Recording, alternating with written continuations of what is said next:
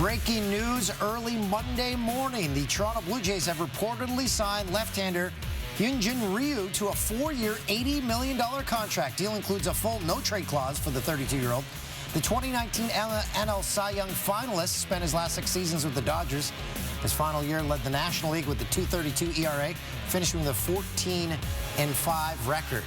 So the Blue Jays... sorry, I lost everything that was connected to me there for a moment. The Blue Jays... Nobody died. Everyone's okay. The Blue Jays with an early Christmas present for their fans, as you see Ryu's stats. The Jays always said they were in the mix on everyone. Finally, they prove that they weren't lying. Well, and Ryu specifically was a name that you heard very early in the process of free agency in baseball. Hi, by the way. It's SportsCenter with Jay and Dan. I'm Jay, that's Dan. But, again, they'd said that about everybody, so we kind of stopped believing them. This just came out of nowhere, and what great... This is amazing news for Blue Jays fans, obviously, right? It's the first piece of good news Jays fans have been handed in a long time. In a long time. And you wonder, Dan, because the Raptors did something incredible on Sunday. You wonder if the Jays said, look, we got to take the spotlight away from these guys, right? Because they've been doing everything, winning titles, coming up with historic comebacks on Sunday against the Dallas Mavericks. That's right. You thought with Luka Doncic out of the lineup that the Raptors were just going to roll to victory over the Mavs on Sunday afternoon in Toronto. Didn't happen. In fact, early on, it was all Mavs. Maxi Kleber says he called it, not sure. The unicorn, Kristaps Porzingis, loves that deep, deep three. Dallas up on the Raps by 9 at the break, and the unicorn showing off more range in the third quarter. So he misses this one. He gets it back, and he says, you know what? I actually prefer it from there. Then Porzingis with the block on OG Anunoby, and then the other way, Tim Hardaway Jr. with the 3. Dallas was leading Toronto by as many as 30 points. 30 points. Toronto's biggest comeback in franchise history is 25 points, and teams down 30 since 2010 are 3 and 1,667. That record again, 3 and 1,667. But hold on, fourth quarter, Malcolm Miller the steal, Rondé, Hollis, Jefferson. The lead is now just 18 points, just 18 points.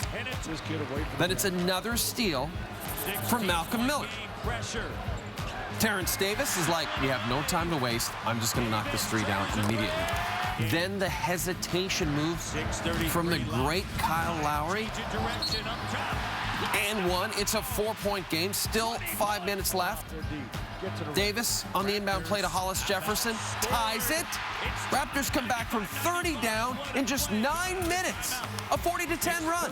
Touche, fortunately, snares it. His 6th rebound. Lowry transition 3. Oh! Good! Bucket and book it! Matt Devlin on the call. As always, Toronto up by 4. Lowry, again, off the screen. He had 20 of his 32 in the fourth quarter. That capped a 49-14 run for your NBA champion Toronto Raptors. Mavs did go back up by 1. Canadian Chris Boucher had a career-high 21 points. Raptors scored 47 points in the fourth quarter. 47 points in the fourth quarter. Just incredible stuff. Jalen Brunson, though, had a good look at the end, misses. The Raptors complete an historic comeback. They win their 5th straight game. Luka showing respect to Kyle Lowry, who is just incredible in this basketball game. Greatest Raptor ever? You'd have to say so. Raptors' biggest comeback in franchise history, as I mentioned. They're 47 points in the fourth quarter. Most points in a quarter in any home game in franchise history. Here is Nick Nurse reacting to that victory. Well, you had him all the way, right? Yep, piece of cake. The effort you get from a guy like Kyle, who played all 12 minutes that fourth quarter with a bunch of guys he's never played with before. And well, he was unbelievable, right? And he really didn't have a good game going at that until that point too. And he started, firing and making and driving and one-ing, and he was doing it all. I'm not sure I've seen anything like it. Nick Nurse did a good job just to, keep us doing different defensive drill and The schemes. Damn, I can't finish my sentence. It was electric, man. The energy, the atmosphere, it was pretty awesome. To see Kyle, do his thing, I was like, wow. I known him since I was a kid, so it was pretty awesome. I was like, wow, I really felt like we had a chance to come back and do it, and then it just happened. It was kind of like, you can say I'm Houdini or something. Okay, so there it was Sunday. Eagles and Cowboys meeting in Philly, and the fate of the NFC East in their hands. I'm going to dumb it down for you. Cowboys win, they clinch the division and a playoff spot. And if the Eagles won, they would control their own destiny. Dak Prescott deal with a shoulder and finger injury. The Philly win would get Carson Wentz closer to playing in his first career playoff game. Opening quarter, Philly up 3. Wentz to Dallas Goedert. Touchdown. Philly with a 10-0 lead after one. Third quarter. Wentz to Greg Ward. Wardo. Wide open. Pickup of 38. Ward caught the game-winning touchdown for Philly last week. Miles Sanders punches it in from the 1. Philly up by 11. Jerry Jones hanging with Chris Christie. Okay, fourth quarter. Dallas going for it on 4th and long. Prescott finds Randall Cobb. Huge conversion, led to a field goal, so it's a 1-possession game. Dallas got the ball back with under 5 minutes to play. Deep in their own end, chance to win the division. Prescott to Cobb. Okay, they got a first down. Plenty of time. Dak back to Cobb. Takes a hit. Stays up. Chains are moving. Just over 2 to play. Prescott to Amari Cooper. Dallas, they are definitely in striking distance. Facing 4th down. Prescott back. Prescott steps up. He is firing deep, and it is incomplete. Incomplete. Broken up by Sidney Jones, who made the play of the day against the Giants 2 weeks ago. And Jones, time still all left in the game, leaves his suite. The Eagles hang on. Philly now controls their own fate and can win the division next week with a win or a Dallas loss. The Cowboys shell-shocked. Everybody knows you guys have more talent than the Eagles, but yet if they win a game, they go to the playoffs, you go home, a team that many people believe could have ended up in Miami. And you're asking? I'm asking you what do you think when you hear that? How can you say, we're a better team if we didn't go out there and beat them? When it was time to do it in the crunch time, we needed one win to solidify the division, and we couldn't do it. The fact that we didn't get any scores, the fact the game turned out the way it did, we played well. I'm not a lot to say about anything else other than it's very disappointing. We all expected to leave here as the NFC's champs. We're not. The MVP, this guy, Lamar Jackson, he's got it locked up. The #1 seed in the AFC, home field advantage throughout the playoffs, that was 1 win away. And it would have to come against one of the 2 teams to beat the Ravens this year. The Cleveland Browns? Yes. Yes, it happened in week 4. Since then, the Ravens have won 10 straight. But Lamar Jackson wasn't playing great in the first half. His Ravens actually down 6 until he finds Mark Andrews with less than 2 minutes to go in that first half. Franchise record 34th touchdown pass of the season. And then before the end of the half, okay, Lamar, emphatic celebration. 138 yards, 2 touchdowns in the final 2 minutes of the first half, and the Ravens with an 8-point lead on the road. And then in the third quarter, Lamar Jackson, look at all this room on the right side. After he drops the snap, you know he's going for that first down, but hit hard at the end of the play. He would stay in the game, led all rushers with over 100 yards on the ground. Then a wide open Mark Ingram waltzes into the end zone. Jackson 3 TD passes on the day. And the Ravens were up 24-9 in the 4th. Baker Mayfield, nice throw. Odell Beckham Jr. better catch. Just his 3rd touchdown catch of the season. And the Browns fail a 2-point conversion after that. And OBJ very upset with his head coach, Freddie Kitchens. Browns eliminated from the postseason. Baltimore wrapping up top spot in the AFC. And here he is on Lamar Jackson.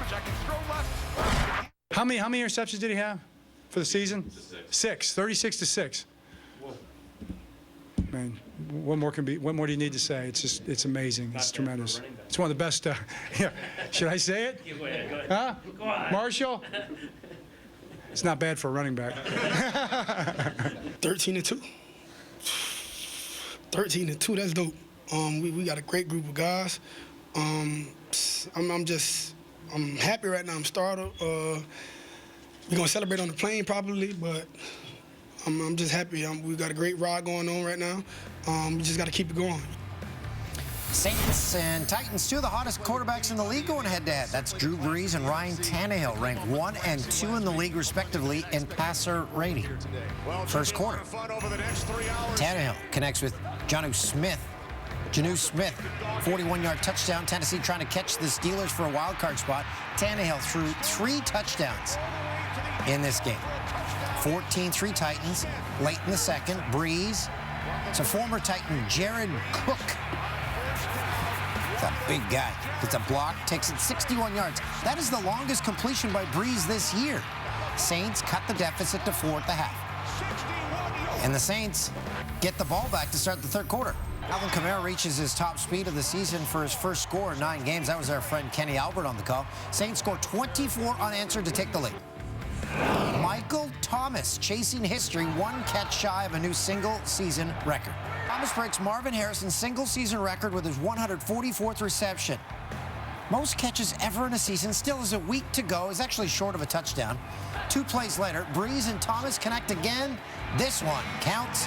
That seals the win for New Orleans. Tennessee now has to win next week to make the playoffs. Drew Brees in a loving mood. Well, first off, congratulations, and there's nobody that deserves it more. There's nobody that works harder for it. What you see out here on Sundays is the culmination of so much hard work during the week. Every rep to this guy is a Super Bowl rep, and that's what I love about him. I mean, he's such a model for perfection and how to be a pro. So I love playing with this guy, and I know when I need to make a play. He's contagious. He started it last week, and I'm like, man, I got to get in on the fun. This guy's blessed him to play with, and he leads by example from the first day I walked in here. So I just follow his lead ultimately, and I love him to death, and I just want to be able to make a play for him and take him where he deserves because he's the best quarterback. Well, Le'Veon Bell, the former Steeler, arriving at MetLife Stadium with his new team, the Jets, wearing black and yellow, black and yellow, black and yellow. Sam Darnold, 11 TD passes, 3 picks in his last 6 games. Started the season with mono, finishing up strong. Opening possession, 3rd and 9. Darnold, the USC standout, to Robbie Anderson. And Fireman Ed, where is he? Haven't seen him much this season because, well, his team is terrible. 7-0 Jets. Devlin Hodges, Duck Hodges, threw 4 picks in that loss to the Bills last week. 3rd and 10 here. First Steelers possession. Can you believe it? Another pick to Terrell Basham. Early 2nd down, 10-0. Hodges trying to make something happen. Looking for Jalen Samuels, intercepted by Marcus May. 6 picks for Hodges in the last 6 quarters. With Hodges struggling, the Steelers turn to Mason Rudolph again under center. Dying seconds of the second quarter. Rudolph to Deontay Johnson. That's a real nice throw. Rudolph's first touchdown pass since week 11 in Cleveland.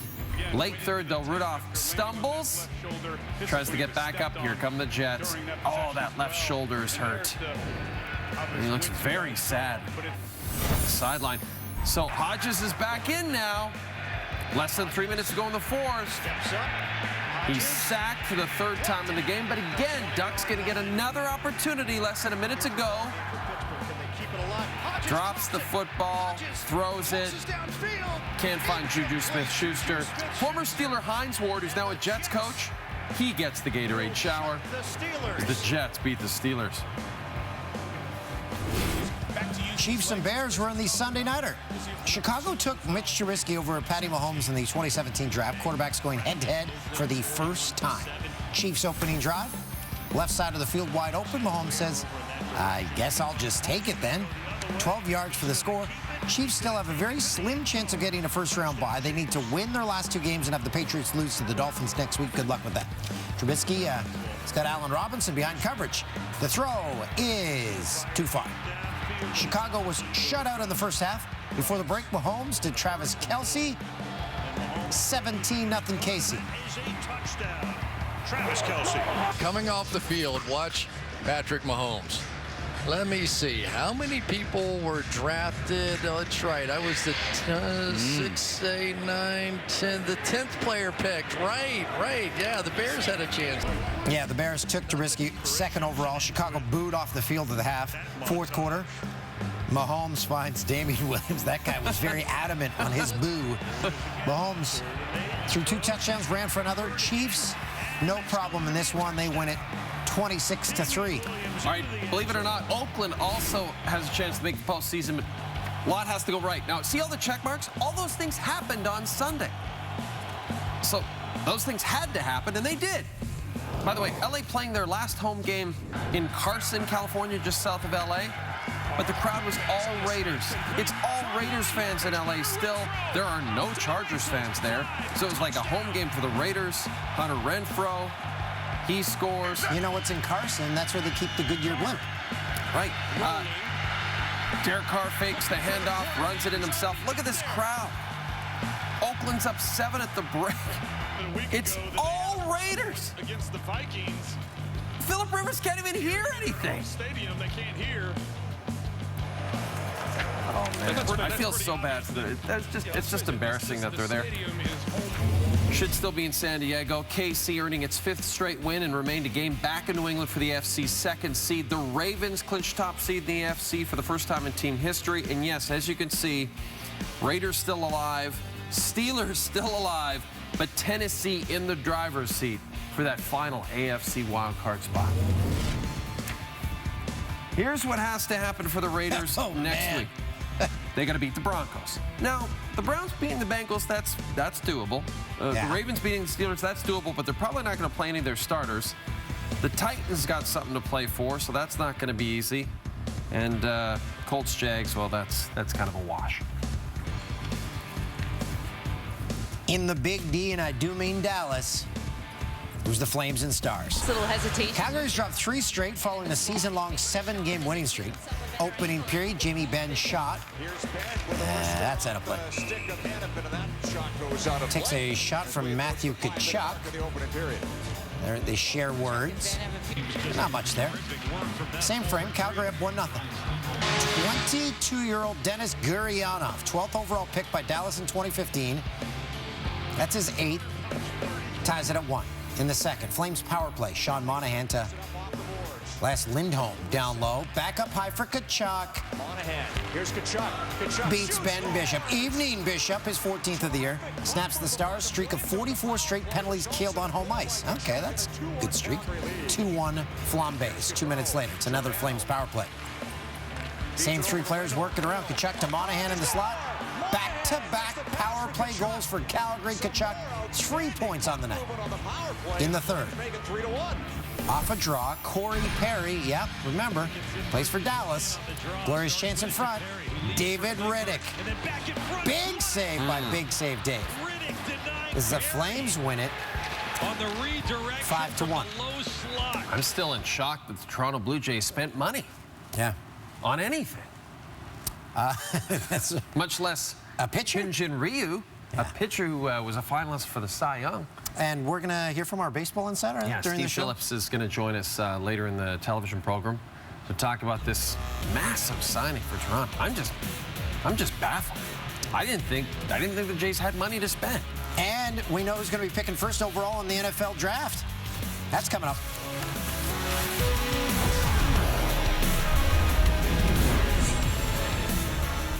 Cards beat the Seahawks for the 4th time in 5 games in Seattle. It's a devastating loss for Seattle because the 49ers can now clinch the #1 seed in the NFC and home field advantage throughout the playoffs with a win over Seattle next Sunday night. Yes, the Seattle Seahawks, if they stay in that wild card position, will have to face either the Cowboys or the Eagles on the road in the playoffs. Speaking of playoff implications. The Vikings hosting the Packers on Monday night, and a Green Bay victory would clinch the NFC North. So much to watch for. You watch for the game at 8:15 p.m. Eastern, and then you watch for SportsCenter with Jay and Dan after the game, our final post-game show before Christmas. Andy Dalton was playing to keep Joe Burrow out of Cincinnati. Yeah.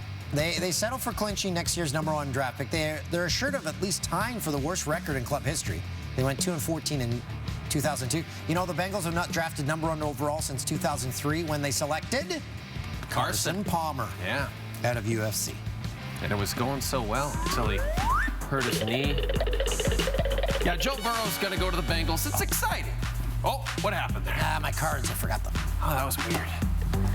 False start. Sponsored by Offense. Jason Garrett Employment Counseling. So I guess what producer Tim is implying, that Jason Garrett will not be coach of the Cowboys, regardless of whether they win their division, which they still can. It's good to get over here because we got shot out of a cannon to start this show. Oh, man, so much going on. So much, including, of course, the big breaking news from early Monday morning that the Jays actually spent money and got a big name pitcher in Hyunjin Ryu. 4 years, $80 million deal.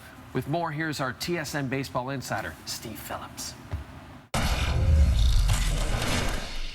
They went out there this offseason saying they needed to add pitching. They know they have the core of solid young position players, but they need pitching. Nate Pearson going to impact the roster probably sometime in 2020. They have a belief he's going to be a front end of the rotation starter, but you can't count on that with a young guy. You have to let him grow into it. They needed somebody at the front of the rotation. They made a couple of other additions, but not the sort of impact starter. Ryu was the ERA leader in baseball last year. Now, he hasn't made 30 starts in a season for the last 4 or 5 years. He's a guy that's been injury prone. He's going to start at 33 years old next year, but they needed somebody at the front of the rotation. Ryu's certainly that guy, a dominant guy when he's locked in. The question is, can he stay healthy? But they needed this guy because not only do they need him from this year's free agency, but next year's not a great free agent crop. James Paxton, Masahiro Tanaka, sort of the leaders there. So I think it was critical to get a starter this season. Ryu, one of the best pitchers available. I'm still blown away by this news. Yeah, when my mom wakes up, she's going to be like, first off, who is this guy? And secondly, is it good? Yeah, I mean, playing in the National League, playing on the West Coast, a lot of Jays fans might not have seen much of Hyunjin Ryu.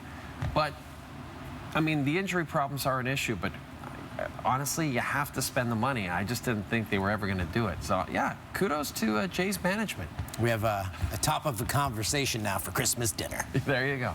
Yeah, that's good. Plenty of stories to sift through from Sunday in the NFL. We're taking a deeper dive. Colts blown out the Panthers at home. Vernon Butler, he's frustrated, takes it out on Jack Doyle, takes a swing at the tight end, connects. Butler was ejected, and on his way off the field, gives the salute to the fans. Now, Butler did address the ejection afterwards, saying, quote, "It's not me, it's not my character. I want to apologize to this organization, to my teammates. I'm sorry," end quote. I just don't understand the logic of punching a man in the head who's wearing a helmet. Yeah, doesn't make much sense. Doesn't seem like it's going to be effective at all. And I'm not trying to make light of the situation, but it just doesn't seem like it's going to be effective. Dan, the Browns trying to extend a drive late in the first half against Baltimore. Baker Mayfield could not convert on third down, and the Browns faithful let him have it. Odell Beckham Jr.'s fed up. He was giving it to Freddie Kitchens. Cleveland eliminated from the postseason. We've talked about it all year. Sports Illustrated had them on the cover. They're going to win the Super Bowl.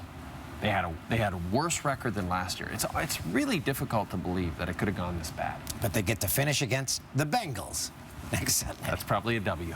That's probably a W. TJ Watt making a case for Defensive Player of the Year. Comes away with a sack fumble on Sam Darnold. But in the process, he hits the quarterback right in the testicles. Painful end to the drive for the Jets. Steelers recover the loose ball. You shouldn't be that happy about punching another man in the testicles. No, you know how that feels. I just read what was written on the card. No, not you. No, him. Oh. No, TJ Watt. It's a Darnold punched in the pills.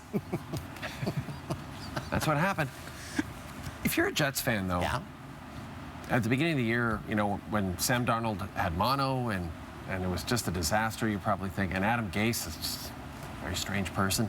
You're probably thinking, what's happening with my franchise? And now Darnold's finished up really strong, and maybe you feel like you got something here. And why was Fireman Ed, like, beside on the field? Yeah, because I think they're probably like, this guy deserves it. Bring him into the end zone. Okay.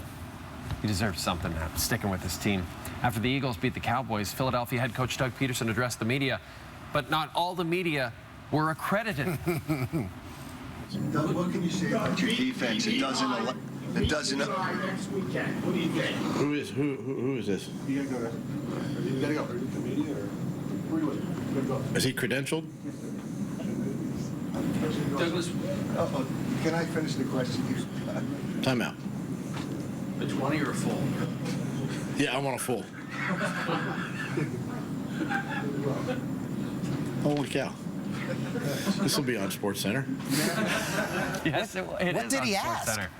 I didn't get the question. I missed the question, but yeah, it was an intoxicated Eagles fan snuck his way into the media conference and asked Coach Peterson a question. Okay. Brilliant. I'm spitballing That's here. so Philadelphia. Why not have an intoxicated fan at every coach's media conference? Especially Bill Belichick press conferences. That'll liven things up a little bit. Keep the coach on his toes.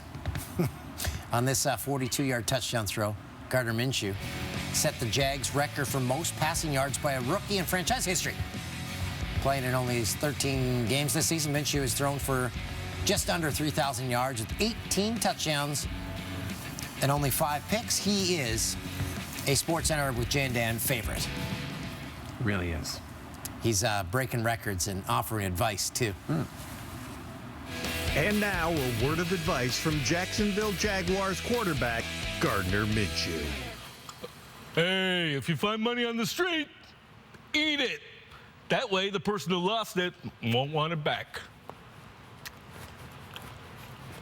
This has been a word of advice from Jacksonville Jaguars quarterback Gardner Minshew. That mustache is looking so good. What a legend. Yeah. He's had a great run. He really has. The Jays, now this seems like kind of boring now. They signed Travis Shaw to a 1-year, $4 million deal. With the smoke monster gone, they need someone to play first base. Pretty interesting, actually. Here we go. Jays will often have an infield in 2020 consisting of sons of former major leaguers. Horace Vladdy Guerrero Jr., Bo Bichette, Kevin Biggio, and Travis Shaw's father, Jeff, actually played for the Expos. Wow. Yeah, so that's kind of cool. Hey, I'm getting excited about the Jays all of a sudden. Yeah, when are we getting Pat Borders signed to the Jays? Listen, his son. And as long as Ross Atkins stops talking altogether, then we've all got reason to be excited about 2020. Is Tom Hankey's son playing anywhere? Can we? Terminator's kid. Little term. Short term. Little termy. Short term. Nice. And now it's time for the Jay and Dan 2019 Year in Review. Today we travel back to November 1st. This holiday season, get your kids the one video game you know they'll want. Jay and Dan Fight League 2019. Fight as your favorite SportsCenter grapplers like the fearsome, ruthless, and intimidating Jay Onrait. And as the plucky, optimistic, and much smaller Dan the Ripper O'Toole. Jay and Dan Fight League offers the most realistic graphics, thrilling moves, and authentic scenarios, like Jay pummeling Dan, Jay destroying Dan, and Dan getting his revenge, but whoops, no, that turned into Jay killing Dan. It's nonstop, pulse-pounding, oh my God! That's Bobrovsky's music! Bobrovsky! Bobrovsky! Bobrovsky! He's not supposed to be here! Someone get some damn security in here! By God, he's broken Dan O'Toole in half! Jay and Dan's Fight League 2019. Dan O'Toole is sweating like hell. This has been the Jay and Dan 2019 Year in Review. You really were sweating a lot there.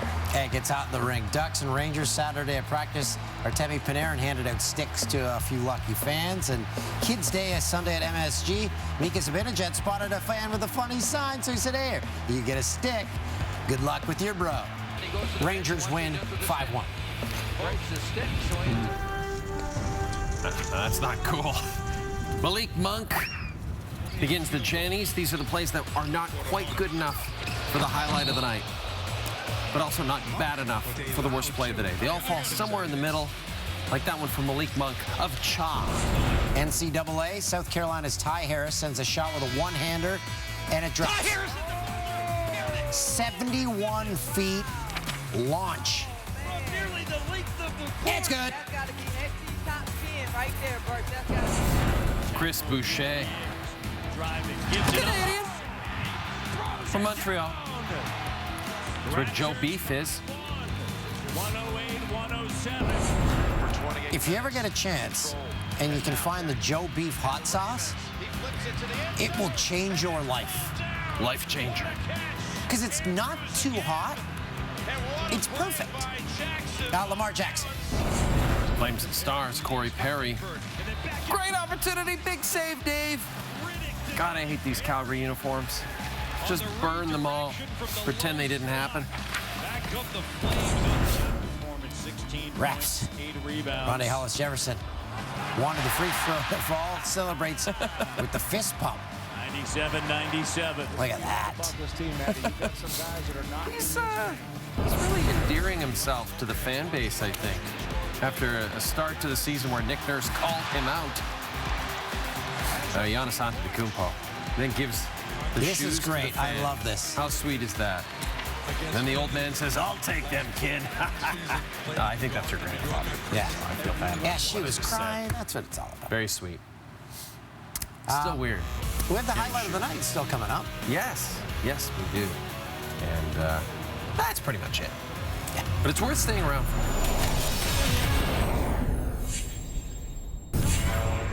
Kind of looks like Tyler Seguin. Highlight of the night. Tim, can we do Are They Related? Tyler Seguin and David De Gea? Jimmy Howard. Producer Tim is done with the Are They Related segment. He does not like it at all. He says none of our related people look related. You blew it. Top of the show, dropped something. It was so It was this crazy. thing. It fell off my belt. I forgot my cue cards during the walkover.